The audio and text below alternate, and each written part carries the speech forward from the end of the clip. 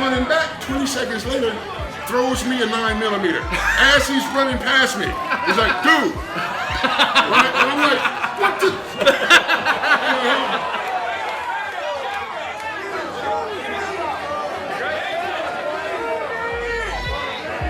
Hey guys, welcome to the Sucker Punch Bouncer channel. Today we're interviewing Big Ken. Kewesi's here as always. Hey. Ken, we never, I don't think we ever worked at the same place at the same time. We've both worked all over town. I think we both worked at the Mallard. Yes. How'd you get into bouncing in the first place? I was 17, and a friend of mine was throwing a party at a place called the Milk Bar, North Berkeley, on the other side of the campus. It was a deli by day, and on Thursday nights, he threw a dance party there. It was the weirdest place. How big? How tiny? Like about as long as this bar. Seriously, about this big. Yeah. And it had about, the dance floor was about as wide as this. So I was like, hey, I get to boss people around.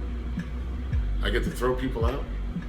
They don't even know I'm not old enough to be here. And like I said, I was 17. So the good old days. You know, yeah, right? Yeah. I'd card a guy, yeah, you're not old enough to be here. Yeah, come on, bro, let me slide. Screw you. You know, and I'm like, the whole time, you know. So it just seemed a natural thing, because since I was bigger than everybody I knew, you know, and people had told me that my voice was kind of booming and that it might come in handy. So I realized that I could do this work without studying or without having to learn anything really. So that just got me going, man. So, how many years total bouncing? 30. Oh, Jesus. And in that whole time, craziest fight you've ever seen? Craziest fight, the Army, the Untouchables were playing. What kind of band is that? Punk rock. This was in 84, I think, and two guys got into a fight, and it was the worst. Pit, on the floor, just on the floor. Yeah. Worst fight you ever saw. They were more grabbing shirts and yanking on each other than throwing hands. So we get them and we throw them outside. We didn't realize they had 30, 40 friends How many guys are on the staff with you? with them. There were 6 of us that night. And we were outgunned, outnumbered, and crazy. It was a 40-person riot broke out outside. So each side had how many guys? Like 20 guys? Like 15, 20 guys each. Wow. You know, and then they're just throwing hands. Yeah. So I turned to my guys and I'm like, They're already outside. they're outside, Yeah. right? Let them go. Yeah. No, Yeah. get back here. We don't have to be heroes anymore. Yeah. Yeah. You know, Yeah. it was the first time I was able to impress on the guys. Our job is to stop the fight happening inside the bar. Yeah. You know, that's your line of demarcation right there, the front door. Once they hit the front door going that way, let them go. Just let them go. But we sat there and watched it, and Popcorn. right? Oh man, it was a knockdown, drag out. You know, another one that was almost as bad as that. It was a punk rock show on a Sunday night. I scheduled 2 guys and myself because it's a punk rock show on a Sunday night. Right. Who's coming? 600 people. What was the band? Just I can't even remember. Just one of those. Just one of those weird nights, you know. And there was this Samoan guy, huge dude, who was throwing people on stage. They little white kids run up and he'd throw them over his shoulder onto the stage. And the band was freaking out, so I go, I got this. Kid comes running up. I got his timing down. He throws him up. I grab this kid. Bam! I turned around. I'm like, we got this, guys. Tap on my shoulder. I turn around. It's the guy. And he's like, fucking hey, dude. And goes running back into the pit. So, I'm like, that's it. We're screwed. Yeah. We can't defeat these guys. Yeah. So one of my coworkers, my boy Marty, sees another guy up on a stage, and I saw this unfold in slow motion. Marty runs at the guy, pulls his 60 cell mag light off his hip, puts it on the guy's throat, jumps off the stage, and lands on this dude, right? And we saw like a flash of white light when they hit the floor. And Marty grabs the guy by the scruff of his neck, opens the side door with his face, throws him out. We look at the crowd, I'm like, all right, let me see how this is gonna play out. I walk towards the mosh pit moved. I turned to Gary, you know old man Gary. Sure do. We're gonna have him on the show. Old man Gary and I were working that show together, all right? We turned to Marty, turned to Gary, we got this. When you thought that guy was being so crazy and you were all going to jail and suddenly it all went in your favor. Right, exactly. Right? Right. And Gary, before everything went down, Gary turned to me and he was like, "Name Custer mean anything to you?" I'm like, "Screw you, man. I don't have time to be philosophical about this. We gotta shut this down." Hilarious, man. Hilarious. So what's the time in your bouncing career that just everything went absolutely wrong? Like, you showed up sick and you slipped on something, just worst case scenario. It was, it very rarely happened, but one time at the China Club in LA, I was working down there. If you've seen the Chappelle Show, then you've heard about the China Club, and that's where I was working, and that's the time that I was working there. Rick James was there all the time. Prince was there all the time, right? So the general manager got mad. How was the crowd? Was it douchebags? Was it? Oh, well, it's LA. we all right. We had a. I've never worked down there. Right. Just to give you an example, we had a capacity of 275, and there'd be nights where there'd be 900 people on the guest list. All right, I kid you not. Right, line going down the street, and famous people in line. Never going to get in the club because they're not on the guest list, which is why they're in line. I talked to Reggie Miller for 3 hours in line. Trying to get in. And my boss told me, "Yeah, fuck that millionaire. Let him wait." Because Reggie wasn't on the Lakers. If you were a Laker, you could get right in. But if you weren't, right? Yeah. So we're sitting there. It's a busy night, as usual at the China Club, and shots ring out. How close? A block away. The Palladium was a block away, right? Shots break out at the Palladium. I find out that a partner of mine who was working down there had just taken a gun off Bobby Brown. Wow. Seriously. Took a 45 off Bobby Brown and was trying to settle it down when some dude off to the side, "Fuck that shit, bang, bang." Right? Yeah. So we're having a nice quiet night. All of a sudden, and the Palladium held 1,500 people. All of a sudden, all those people are running up the block at us. Drunk and riled up. And scared shitless. Yeah. Right? Yeah. Because not all of them are packing. Yeah. Right? Yeah. So one of the guys I work with, he says. But even if they're scared for a second, they're going to chill out and be bored. Right. 5 minutes later. Right, yeah. But at that point, Yeah. right, so one of my coworkers goes, "Watch my girlfriend," and runs away from the club.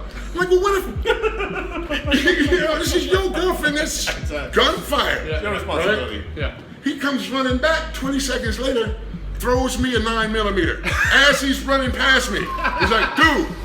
Right? And I'm like, "What the?" So I catch it and I'm back in the doorway like this.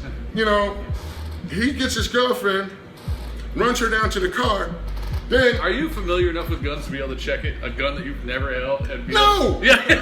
At this point, I'm just a dude holding a gun. Yeah. That may or may not work. Right, exactly. It may or may not be loaded. Safety, I'm busy. Right? So the car comes pulling up with him and his girlfriend, and he's like, "Ah, dude, my gun." I'm like, "Fuck you. You just threw this at me." Yeah, I can use this now. All right, here, take your gun. And I'm like, all right, I just hope I live. And luckily, the crowd ran past us, and nobody really lingered there. There was a couple of small fights in the parking lot, but at that moment, it's like you're sitting there eating lunch out in a field, and all of a sudden a herd of buffalo is... First Oscar Grant, I'll sit in that doorway. They tear gas the crowd downtown, and they come running, and it's like in a movie when there's zombies or whatever. It's just like, I actually called somebody who was like, "Well, I love you." Right?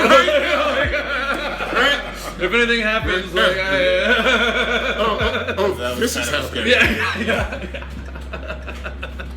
You just gotta hope that it washes over you. And it did. You know, Everybody's cool. It's just that when you see it, you're like, every time something intimidating. It seems that every time something just goes completely off the rails, if you're just patient enough to assess the situation, you'll come out the other side just fine. It's guys who just go and just run in. You know, that's usually the dude you clean it up later on. And I told you not to do that. You know. Yeah, that's a good point about taking time to give yourself a second to clear your head before you act. It's one of the things big inhale, one big exhale. One of the things I tell every guy that I interview for a bouncer position, and everybody when I join a staff, we always have the same talk, and it's never react to anything. Yeah, exactly. Always make the choice to act. Yeah. You know, because things are going to happen to you in a crowded bar that are going to make you want to just start punching people, and then you turn around and you find out that it's your general manager who was dealing with somebody else who bumped into you. Yeah. You know, and you just clocked him. You know, or this guy's an MMA fighter and you didn't know that. Yeah. You know, all it takes is just, like you said, one deep breath, let it out. It's actually, the thing to think about it, the biggest problems that I've ever had dealing with bouncers in the industry, like from working with bouncers, because they're too reactionary. Yeah. They're too easy to get a rise on. People can always get their goal. They can always make them mad. They can always make them sad. They can always make them respond in one way. And they're not going to control themselves. Right. And some people think that that's a bonus. You know, the first question I ask in every bouncer interview is, how many fights have you had? He's like, oh man, a couple of hundred. All right, next. You know, you're not the guy I want working for me. You know, you need to be a lot calmer. You know, a lot calmer. If we decide it's time to go off, and I would appreciate if you knew how to fight. Yeah, but do it calm. But just be calm and cool. Then also. Exactly. Exactly. Yeah. What's the hardest time you had physically throwing somebody out of the bar? 94-pound Asian woman. Always a woman is the hardest person to throw. Always a woman. Women think you can't put your hands on them. Yeah. And they're spitting at you and throwing shit at you. And it's never a good look. Right? It took 6 of us. Oh, Jesus. Wait, what happened? Where were you at? Bruno's in the city. Just belligerent little woman, you know, and we asked her to leave several times, and she just wouldn't. So it was one of those, all right, come on. You know, the open palm in the back, which is the first indication that you're moving, right? And she just started slapping, you know, so we try to look her up, but we try not to break her because she, you know, and it took 6 of us. 2 on the arms, 1 on the torso, 2 on the legs. Whole crowd staring at you. Right? And somebody holding her head so she couldn't bite. You know, what's going on? Why? What did she do? And that's the reactionary crowd then too. Because you got cats in the crowd that didn't see this fight start.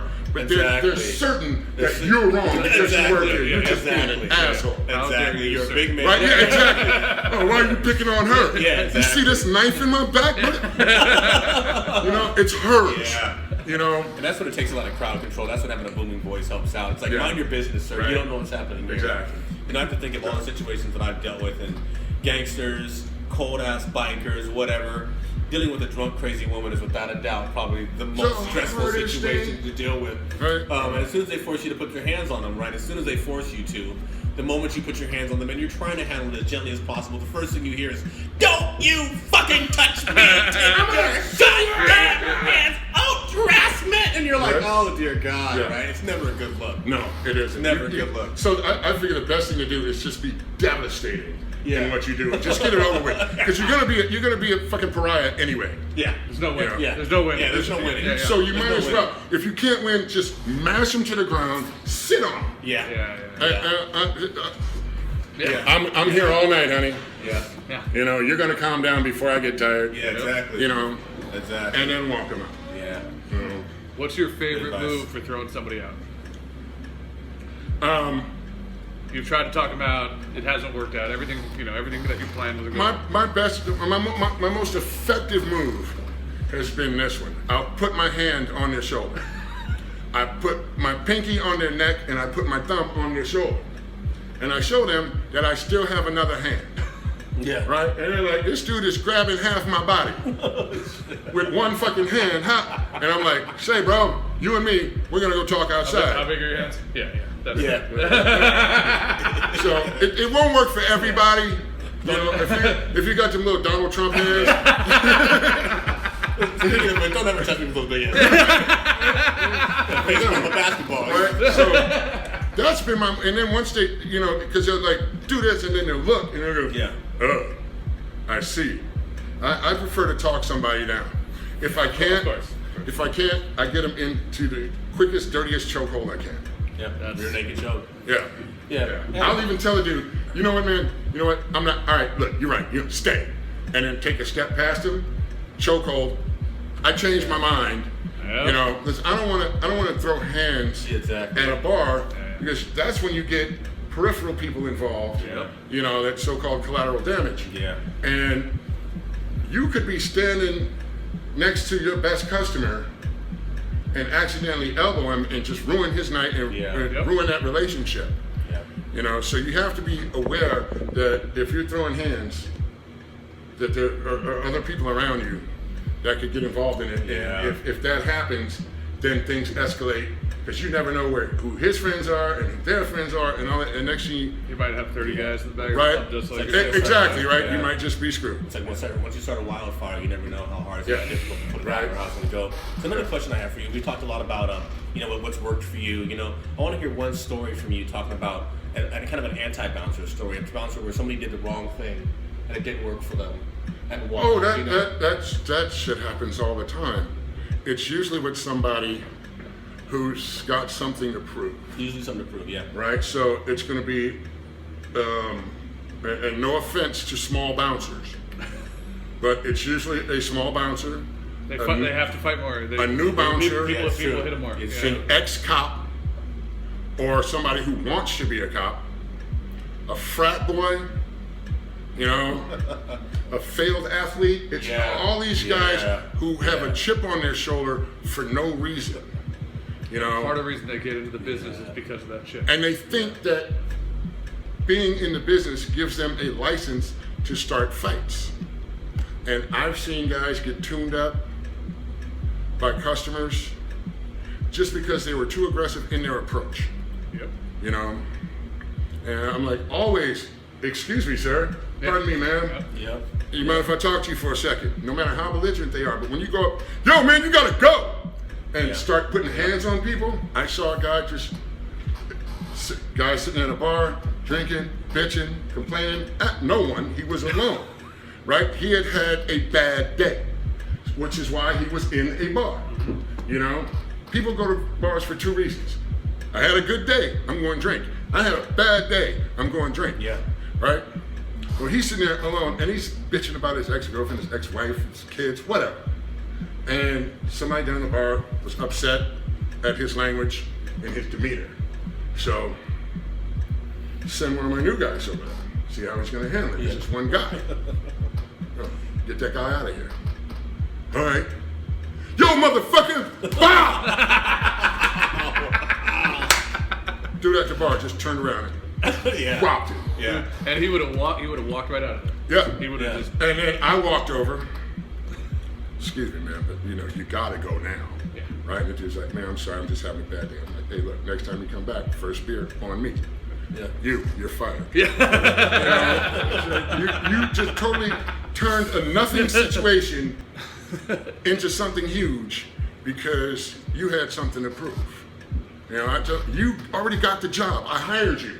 Yeah. You already have the job. Now I need you to do the job, not show me that you need this, you know, that you deserve it. Yeah. Yeah. You know, it's rough. Have you ever been sucker punched? Seeing that this is called sucker punch. Yeah, and it was hilarious. it was seriously hilarious. Two guys. This was at the Holy Cow. Mm-hmm. All right. Nothing but great people there. Right. Right. Holy Cow is Algonquin for shitstorm. I found that out. So, two guys at the bar being belligerent. Tiny. Let me see. I'm 6'7", so this guy was about this tall, right? And him and his buddy, Yeah. right here, right? Yeah. So, ordered a drink. Bartender didn't turn around because they're 5 deep, right? So the guy goes, "Hey, bitch, give me a fucking drink." Game over, right? You don't curse at my staff, right? So I walk over, "Excuse me, sir," and his friend turns around and, "Yo, man, be touching my boy." I'm like, first off, don't be touching me. I just want to talk to your boy. But now I don't want to talk. Both you guys gotta go. Exactly. Fuck you, man. I ain't going nowhere. And the dude turned around and he's face to chest on me, and just talking mad shit. Meanwhile, my mic is open, so all my boys can hear it.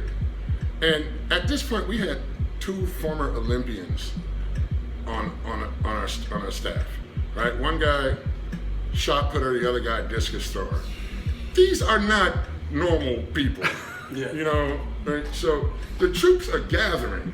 I got a former SEAL on it, I had dangerous guys, right? So the troops are gathering, and then the guy standing behind the dude threw a punch at me, and it hit me in the chin, and it didn't bend my beard.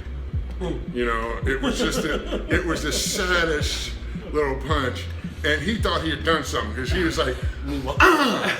Before he knew it, my bartender, a bodybuilder, and a bar back came over the bar from behind. So I'm drawing back to hit this, and they get roped up from behind.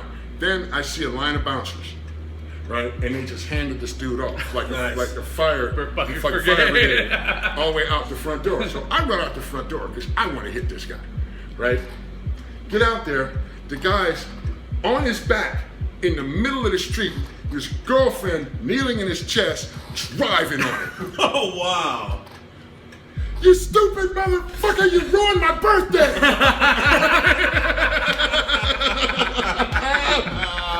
So at this point, I just laughed and went back inside. I was like, sometimes you sucker punch somebody, your girlfriend, and kick ass. You gotta think of the repercussions. No act is singular in of itself. Things just build up. It was, oh man, we laughed so hard. So Kewesi was telling a story on one of the earlier episodes about clearing out a bar, doing a clear out. I know you and Santucci cleared out the Mallard. You want to talk about that for a second? Oh, well, that one, clearing out the Mallard was, we got a call. The Mallard's a 2-level bar, for those of you who don't know. And I'm at the front door. Jason I think he was working the front door with me. Because they called you guys in. Well, they had to change their clientele. The owner came into his bar one night and saw these wannabe hip-hop Albany kids fixing him with a 1,000-yard stare, weren't buying drinks, scaring off his regulars and whatnot. So I got a call from their manager, said he wanted me to come in and fix their security situation. So I called up some of my buddies, and we went down there, and within 6 weeks, we had completely changed their clientele. And the business went out, and everything was cool. But this night, we got a call, somebody was upstairs and didn't want to leave, and gave my bar back a rack of shit, and was giving other security guys a bunch of shit. So I'm like, "Jason, let's go," because he's a dangerous individual, Now, Jason's about 6'2", maybe something like that, about 200 pounds. So I had Jason behind me, for theatrical purposes, because I thought this shit would be entertaining. So we walk up, and there's the guy. Obvious, he's the guy. He's not going nowhere. So I walk up to him. I'm like, "Excuse me, sir." He turns around. "The fuck you gonna do?" Right? I go, "Oh, me? I'm not gonna do shit. This guy handles my light work." And I stepped aside, and he saw a dude smaller than me behind me, and his face.